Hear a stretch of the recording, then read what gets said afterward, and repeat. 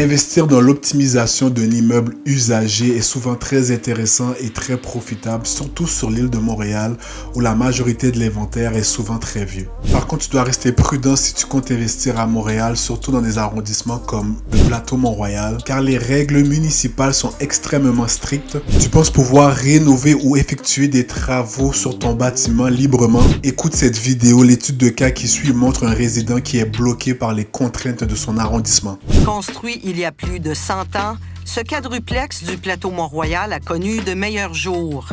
Aujourd'hui, il a besoin d'amour.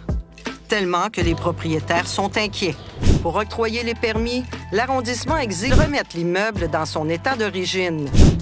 Les mésaventures d'Antoine et Dominique commencent en 2018, lorsqu'ils veulent rénover leur façade.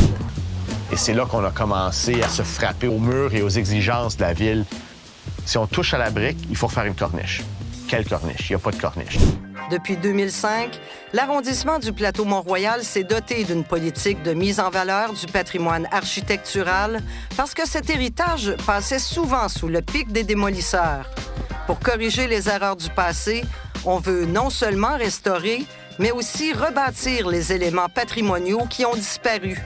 L'arrondissement peut exiger des matériaux obligatoires ou dans un projet de revêtement, la couleur des briques doit parfois être approuvée, ce qui alourdit le fardeau administratif du projet, augmente les délais et les coûts. Une nouvelle condition s'ajoute à la liste. Les balcons raccourcis avec le temps doivent être agrandis. Ils devront faire la pleine largeur de l'immeuble, comme sur cette résidence de la rue voisine. Ils reposent sur des solives de longues poutres qui sortent du bâtiment. Par contre, chez Antoine et sa mère, cela représente un énorme défi. Le code du bâtiment exige que de longues poutres soient insérées profondément à l'intérieur de l'édifice. Ce sont des travaux énormes pour les propriétaires. Ça pourrait se faire, mais le prix est exorbitant. Puis je peux pas la vendre comme ça. Avoir su, j'aurais peut-être jamais acheté.